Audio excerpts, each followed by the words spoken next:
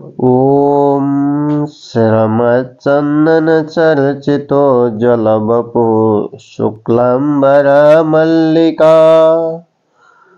मालालङ्कृतकुण्डला परिविलसन्मुक्तावलीशोभिता सर्वज्ञाननिदानपुस्तकधरा रुद्राक्षमालाकरा वाग्देवी वदनम्बुजे वसतु मे त्रैलोक्यमाता चिरम् मुखं करोति वाचालं पङ्गुं लङ्घयते गिरिं यत्कृपातमहं वन्दे परमानन्दमाधवम् सच्चिदानन्दरूपाय विश्वोत्पत्त्यादिहेतवे तापत्रयविनाशाय श्रीकृष्णाय वयं नुमः। नारायणं नमस्कृत्य नरं चैव नरोत्तमम् देवीं सरस्वतीं व्यासं ततो जयमुदीरयेत्। अथ फाल्गुन शुक्ल एकादशी कथा। मान्धातु उवाच वद ब्रह्मन्महाभाग येन श्रेयो भवेन्मम इदृग्वर्तं वरमयोने तेनुकम्पास्ति चेन्महि। वसिष्ठ उवाच सरहस्यं सेतिहासं वर्तानां वर्तमुत्तमं कथयाम्यधुना तुभ्यं सर्वभूतफलप्रदम्। आमलक्यव्रतं राजन् महापातकनाशनं मोक्षदं सर्वलोकानां गोसहस्रफलप्रदम्। अत्रैवोदाहरामीममितिहासं पुरातनं यथा मुक्तिमनु प्राप्तो व्याधो हिंसा समन्वितः। वैदेशं नाम नगरं हृष्टपुष्टजनः कुलं ब्राह्मणैः क्षत्रियैर्वैश्यैः शूद्रैश्च समलङ्कृतं रुचिरं नृपशार्दूलं वर्मघोषानिनादितं न नास्ति को दुष्कृतिकस्तस्मिन् पुरवरे सदा। तत्र सोमन्वये राजा विख्यातः शशबिन्दुकः राजा चैत्ररथो नाम धर्मात्मा सत्यसङ्गरः नागायुतबलशीर्मान् शस्त्रशास्त्रार्थपारगः तस्मिन् शास्ति धर्मज्ञ धर्मात्मनिधरं प्रभो। कृपणो नैव कुत्रापि दृश्यते नैव निर्धन सुकालक्षेममारोग्यं तस्मिन् राज्यं प्रशासति। विष्णुभक्तिरता लोकास्तस्मिन् पुरवरे सदा हरपूजरतश्चैव राजा चापि विशेषतः। न कृष्णायं न शुक्लायं द्वादश्यं भुञ्जते जनः सर्वधर्मान् परित्यज्य हरिभक्तिपरायणः। एवं संवत्सरा जग्मु बहवो राजसत्तम जनस्य सौख्ययुक्तस्य हरिभक्तिरतस्य च। अथ कालेन सम्प्राप्ता द्वादशी पुण्यसंयुता फाल्गुनस्य शीते पक्षे नाम्ना ह्यामलके स्मृतः। तामोवाप्य जनः सर्वे बालकारस्थवीरा नृपः नियमं चोपवासं च सर्वे चक्रो नरः विभुः। महाफलं व्रतं ज्ञात्वा स्नानं कृत्वा नदीजले तत्र देवालये राजा लोकयुक्तो महाप्रभो पूर्णकुम्भमवस्थाप्यं छत्रोपानः संयुतं पञ्चरत्नसमायुक्तं दिव्यगन्धादिवासितम्। धात्री धातु समुद्भूते सर्वपातकनाशिनी आमलकी नमस्तुभ्यं गणार्घ्योदकं मम। धात्री वर्मस्वरूपासि त्वं तु रामेण पूजिता प्रदक्षिणविधानेन सर्वपापहरा भवः। तत्र जागरणं चक्रो जनाः सर्वे स्वभक्तिता एतस्मिन्नेव काले तु व्याधस्तत्र समागतः। क्षुधा शर्म परिव्याप्तो महाभारण पीड़िता कुटुंबार्थ जीवघाती सर्वधर्म बहिष्कृतः।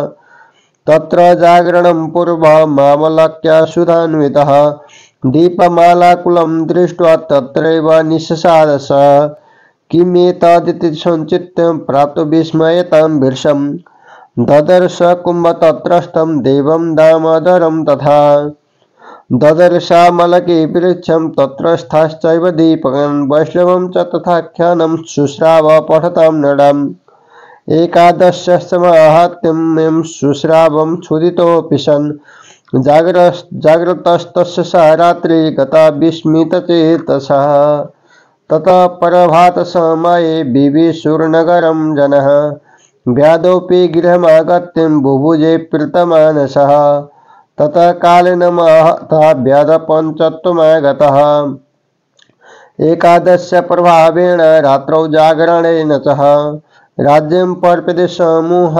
चतुरङ्गबलान्वितं जयन्ती नाम नगरे तत्र राजा विदुरथ तस्मात् स तनयो यज्ञ नाम्ना वसुरथो बलिः चतुरङ्गबलोपेतो धनधान्यसमन्वितः दशायुतानि ग्रामाणां बुभुजे भयवर्जितः तेजसादित्यशङ्काशा कान्त्या चन्द्रसमा प्रभो पराक्रमे विष्णुसम क्षेमया पृथिवी सम धार्मिक सत्यवादी च विष्णुभक्तिपरायणः वर्मज्ञे कर्मशीलश्च प्रजापालन तत्पर ये जाते विविधान् यज्ञन् स राजा परदर्पः दानानि विविधान्येव प्रददाति च सर्वदा एकदा मृगयं यातो दैवान्मार्गपरिच्युतः न दिशो नैव विदिशो व्यति तत्र महीपति उपथाय च दोमूल मेकाकी गहने वने श्रान्तश्च क्षुदितोऽत्यन्तं संविवेश महीपति अत्रान्तले मिलच्छ गणः पर्वन्तान्तरवासभाक् आवयौ आययौ तत्र यत्रास्ते राजा परबलार्दनः कीर्तवैरास्तुते राज्ञः सर्वदिशो प्रतापितः परिवारे ततस्तस्तु राजनं भूरिदक्षिणम् हन्यतां चायं पूर्वैर्वैरविरुद्धते अनेन निहता पूर्वं पितरो भ्रातरः सुतः पौत्राश्च भगिनीयश्च मातुलाश्च निपातिताः निष्कासिताश्च स्वस्थानं विक्षिप्ताश्च दिशो दश एतावदुक्तते सर्वे तत्रैनं हन्तुमुद्धता पार्श्वैश्च पट्टिशै खड्गै बाणै धनुषिस्थितैः सर्वतो रीरणास्ते च राजानं हन्तता सर्वाणि शस्त्राणि समाद्रवन्ति न वै शरीरे प्रविशन्ति तस्य ते चापि सर्वे अतशस्त्रसङ्घा मिलेच्छा बुभुर्भुर्गतदेहजीवा पदापि चलितुं तत्र न शेकुस्तेरयो भीर्षं शस्त्राणि कुण्ठतं जम्मु सर्वेषां हतचेतसां दिना बभुकुस्ते सर्वे एते हन्तु समागता एतस्मिन्नेव काले तु तस्य राज्ञ शरीरत निःसृता परमदा वैका सर्वावयव शोभना दिव्यगन्धसमयुक्ता दिव्याभरणभूषितः दिव्यमाल्यम्बराधारं भीर्कुटे कुटिलानन सस्फुलिङ्ग च नेत्राभ्यं भौमन्तं पावकं बहु चक्रोद्धतकरा नैव कालरात्रिरिवा पर अभ्यधावत सक्रुद्धा मिलच्छन्नन्तेऽन्तदुःखितान् नियताश्च यदा मिलच्छास्ते विकर्मरतास्तथा ततो राजनिबुद्ध सन् ददर्श महदद्भुतम् हतन्मिलच्य गणं दृष्टा राजा हर्षमवापश इह केन हता मिलच्छा अत्यन्तं वैरिणो मम केनचिद् महतं कर्म कृतमस्मविधार्थिनः एतस्मिन्नेव काले तु वागुवाचा शरीरिणिः तं स्थिति निरपते दृष्ट्वा निष्कामं विस्मयान्वितं शरणं केशवादन्यो नास्ति कोऽपि द्वितीयकः वनात् तस्मात् सकुशली समायातोऽपि भूमिभुक् राज्यं चकार धर्मात्मा धारायां देवते शवत् वसिष्ठ उवाच तस्मादामलके राजन् ये कुर्वन्ति नरोत्तम ते यन्ति वैष्णवं लोकं नात्र कार्य विचारणः। जय जय श्री भविष्य उत्तर पुराणे श्रीकृष्णार्जुन संवादे फाल्गुन शुक्ल एकादश्याम् आमलकी महात्म्यं सम्पूर्णम्। उपनयतु मङ्गलं वा सकलजगन्मङ्गलालये श्रीमन् दिनकरकिरणनिबोधिता नवनलिनदलनिवेक्षण कृष्ण तत्रैव गङ्गा यमुना च तत्र गोदावरी सिन्धु सरस्वती च तीर्थानि सर्वाणि वसन्ति तत्र यत्राच्युतोदारकथा प्रसङ्ग यं वरमा वरुणेन्द्र रुद्रमरुताः स्तुन्वन्ति दिव्यैस्तवैर्वेदैः सङ्गपदकर्मोपनिषदैर्गायन्ति यं सामगाः ध्यानावस्थित तद्गतेन मनसा पश्यन्ति यं योगिनो यस्यन्तं न विदुषुरासुरगणा देवाय तस्मै नमः। ओम श्री कृष्णार्पणमस्तु। हरे नमः। फाल्गुन शुक्ल एकादशी कथा, अमल की एकादशी कथा। अब आज हामी फाल्गुन एकादशी को कथा बताइन्छ। मान्दाता ऋषिले भन्नुभयो, हे ब्रह्मयोनि अर्थात ब्रह्मा का पुत्र, हे महाभाग अर्थात भाग्यशाली ब्राह्मण अर्थात ब्राह्मण नारद जी, यदि तपाईको मेरो उपर दया छ भने यस्तो व्रत बताइ बक्सियोस् जसले मेरो कल्याण होस्। तब वशिष्ठजीले भन्नुभयो, सबै प्राणीहरूलाई फल दिने व्रतहरूमध्ये अति उत्तम रहस्य इतिहास सहितको व्रत म तिमीलाई बताउँछु सुन। हे राजन, ठूला ठूला पापहरूलाई नाश पार्ने अनि सारा मोक्ष चाहने जनलाई मोक्ष दिने तथा 1000 गाई दान गरेको फल दिने अमलकी नामको एकादशीको व्रत छ। अब म यसैका बारेमा बताउँछु सुन। यो पुरानो इतिहासको कथा हो। जसरी हिंसामा लागि परेका व्याधाले पनि मुक्ति पाएका थिए, यो एकादशीको व्रत गर्नाले कुनै समयमा हृष्टपुष्ट जनताहरूले भरिएको अनि ब्राह्मण, क्षत्रिय, वैश्य, शूद्र यी चारै वर्णले शोभिएको वैदिश नाम गरेको नगर थियो। हे निरपशार्दुल राजाहरूमा श्रेष्ठ मान्धाता, त्यो नगरमा सधैँ वेदध्वनिले गुन्जायमान अत्यन्त राम्रो थियो। त्यस क्षेत्रमा त्यसमा श्रेष्ठ नगरमा नास्तिक तथा कुकर्म गर्ने कोही पनि थिएन। त्यस नगरमा सोमवंशी शशबिन्दु नामको अत्यन्त विख्यात राजा थिए। पछि त्यसैको वंशमा सत्य प्रतिज्ञ अत्यन्त धर्मात्मा चैत्ररथ नाम गरेको राजा हुँदो भए। त्यस राजामा 10,000 मत्ता हात्तीको बल थियो। त्यो राजा शस्त्रको शास्त्रमा पारङ्गत, लक्ष्मीवान र ऐश्वर्यवाली थिए। हे राजन, धर्मात्मा तथा धर्म जान्ने त्यसले पृथ्वीमा शासन गर्दा अर्थात त्यसले राज्य प्रशासन गर्दा कहिल्यै पनि कृपण व्यक्ति, निर्धन व्यक्ति देखिँदैनथ्यो। सर्वत्र सुकाल कल्याणै कल्याण र सबैमा आरोग्यता र विद्यमान थियो। त्यस श्रेष्ठ नगरमा जनताहरू सधैँ विष्णुको भक्तिमा रत रहन्थे। कति जनता शिवजीको पूजा गर्ने गर्थे। राजा पनि विशेष गरेर पूजापाठ नै गर्ने गर्दथे। द्वादशी विध कृष्ण पक्षको एकादशीमा वा शुक्ल पक्षको एकादशीमा त्यहाँ जनताहरू खाँदैन थिए। त्यस दिन सब कामधन्दा छोडेर हरिको भक्तिमा लागि परेका हुन्थे। हे श्रेष्ठ राजा, सुखै सम्पन्न ती हरिभक्तिमा लागि परेका जनहरूको यस्तै प्रकारले धेरै वर्षहरू बिते। यस्तै तरहले रहँदा बस्दा कुनै समयमा फाल्गुनको शुक्ल पक्षमा पर्ने अमलकी नामले पुकारिने पुण्यले भरिएको द्वादशी विध अमलकी एकादशी आयो। हे नृप, हे विभु, त्यो एकादशी पाएर बालकदेखि बुढासम्मका सबै जनताले, सबै मनुष्यहरूले नियमपूर्वक उपवास गरे र त्यो एकादशीले ठूलो बल दिने व्रत जानेर सबैले नदीको जलमा स्नान गरेर त्यही नदी तटमै रहेको अमलाको रुख पनि भएको मन्दिरमा महाशक्तिशाली राजा पनि जनताहरूकै साथ त्यहाँ छाता जुत्ता सहित पूर्णकुम्भ कलश थापेर पूजा गरे। अनि त्यहाँ अर्घौटामा पञ्चरत्न सहित दिव्य सुगन्धित चन्दनले मगमगाउने अर्घ उठाएर हे ब्रह्मबाट उत्पन्न भएकी अनि सारा पापलाई नाश गर्ने हे धात्री हे अमलकी तपाईलाई नमस्कार छ। मेरो यो अर्घ जललाई स्वीकार गरी बक्सियोस् भन्दै अर्घ दिनुभयो।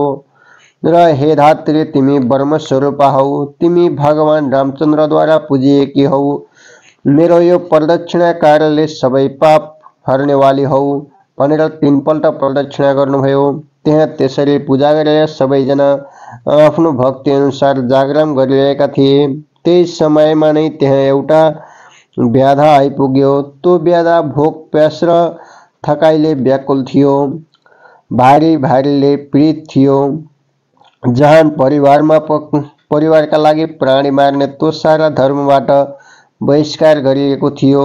भोकले व्याकुल भएको त्यो व्याधाले त्यहाँ अमलकीको जागरण र बत्तीहरूले जगमगाएको त्यो ठाउँ देखेर त्यो व्याधा त्यही नै थुचुक्क बस्यो र क्या हो यस्तो यो भन्ने ठानेर अत्यन्तै आश्चर्यचकित भयो र अनि उसले त्यही रहेको सिंगारेको कलश देख्यो। तब भगवान दामोदरलाई पनि देख्यो अनि उसले अमलाको रोग पनि देख्यो, त्यहाँ रहेका बलेका बत्तीहरू पनि देख्यो अनि मानिसहरूले पढिरहेको विष्णुको कथा पनि सुन्नुभयो। भोकले व्याकुल भएको भए पनि एकादशीको महात्म्य सुन्यो। त्यस्तो झिलिमिली बत्ती पूजा आजा कथा कीर्तन सुन्दा र हेर्दा आश्चर्यचकित भएका उसको जागै त्यो रात छर्लङ्गै बित्यो। तब बिहान भएपछि त्यहाँ आएका जनहरू नगरका घर घरमा पसे। त्यो व्याधा पनि घरमा आएर प्रसन्न मनले खाना खायो। त्यसपछि निकै समय बितेपछि त्यो व्याधा मर्यो।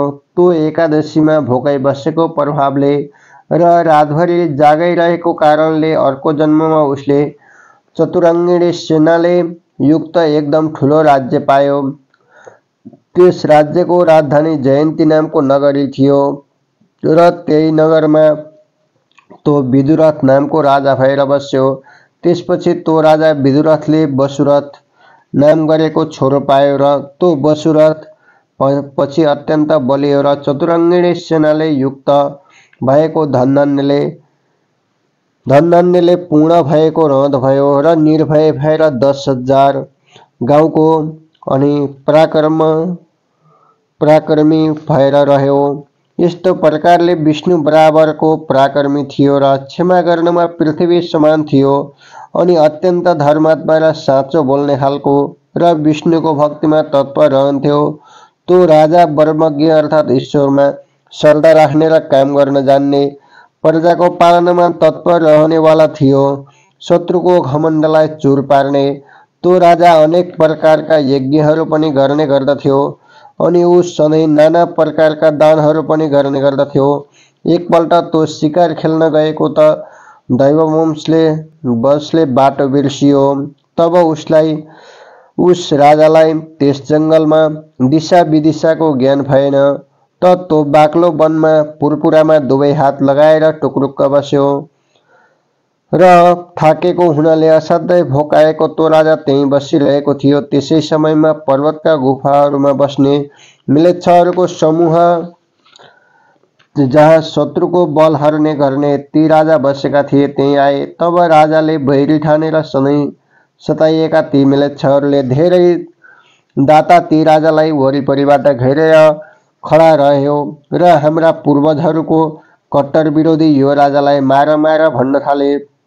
यसले हाम्रा पूर्वज पिताहरू, दाजुभाइहरू, छोराहरू, नातिहरू, भान्जाहरू, मामाहरू सबैलाई मारिदियो र कतिलाई आफ्नो घर गाउँबाट निकालिदियो। निकालिएका हामीहरू चारैतिर तितर-बितर भएका छौँ। यति भनेर ती सबै त्यहाँ ती राजालाई मार्न तम्सिए। पासहरूले, पट्टिसहरूले, खड्गहरूले, धनुषमा चढाएका बाणहरूले सुसज्जित ती शत्रु समूहले चारैतिरबाट घेरेर ती राजालाई मार्न तम्सिएर राजाका उपर सबै प्रकारका शस्त्रहरू प्रहार गरे। तर ती शस्त्रहरू ती राजाको शरीरमा प्रवेश गरेनन् अर्थात् छुँदै छोएनन्, बल्कि ती शस्त्र समूहहरू आफै नष्ट भएर ती म्लेच्छहरू पनि मरेका जस्ता भएर लठ्याङ्ग्रिए। त्यहाँ ती शत्रुहरू आफू उभिएको ठाउँबाट एकदम एक पाइलो पनि चल्न सकेनन्। होस हराएका ती सबै शस्त्रहरू कच्चाकुचुक भए। जो शत्रुहरू तिनलाई मार्न आएका थिए ती सबै निन्यौरा भए। त्यसै समयमा नै ती राजाको शरीरबाट प्रत्येक अङ्ग प्रत्यङ्गले शोभिएकी दिव्य बास्ना आउने, चन्दन शरीरमा पोतेकी राम्रा राम्रा गहना गुडियाले झकिझकाउ भएकी एउटी स्त्री प्रकट भइन् र ती स्त्री राम्रा राम्रा माला र वस्त्र लगाएकी थिइन्। क्रोधले आँखी भुइँ टेढ्याएकी उनका दुवै आँखाबाट झिल्काहरू चिल्लिरहेका थिए। मुखबाट ह्वार धेरै आगो उगेलिरहेकी थिइन्। दोस्रो कालरात्रि जस्तै रिसाएकी ती स्त्री हातमा चक्र समाउँदै जाइ लागेकी छँदै क्रोधले बङ्गडा किटकिटाउँदै ती अत्यन्त दुखी मिलेच्छहरूलाई मार्न तीतिर दौडिन् र ती लुठाक्रम गर्ने मिलेच्छहरूलाई तिनले जब मारिदिन् तब त्यसपछि राजा बेहोसीबाट बिउजेर तो अद्भुत आश्चर्य देखे। ती मारिएका मिलेच्छ समूहलाई देखेर ती राजा तब अत्यन्तै रमाएर सोच्न लागे कि यहाँ यी मेरो अत्यन्त बैरी मिलेच्छहरूलाई कसले मारिदियो, हाम्रो हित चाहने कसले यो यस्तो महान कार्य गर्यो। राजा यस्तै सोच्दै थिए। त्यसै बेला कसैले अशरीरी वाणी बोल्यो अर्थात् आकाशवाणीले भन्यो। आश्चर्य मान्दै टोलाएर रहेका ती राजालाई देखेर त्यो आकाशवाणीले भन्यो, केशव भगवान भन्दा अर्को दोस्रो कोही पनि शरण दिनेवाला छैन। त्यस वनबाट त्यसरी कुशलतापूर्वक घर आएका ती धर्मात्मा राजाले स्वर्गमा देवताका राजाले शासन गरे झैं पृथ्वीमा राज्य गरे। वशिष्ठजीले भन्नुभयो, यसकारण हे राजन, जो उत्तम मनुष्यहरू आमल्कीको व्रत गर्दछन् ती जनहरू मरेपछि सरासर वैष्णव लोकमा जान्छन्। यसबारेमा कुनै पनि विचार गर्नु पर्दैन। इति श्री एकादशी महात्म्यम सम्पूर्णम्।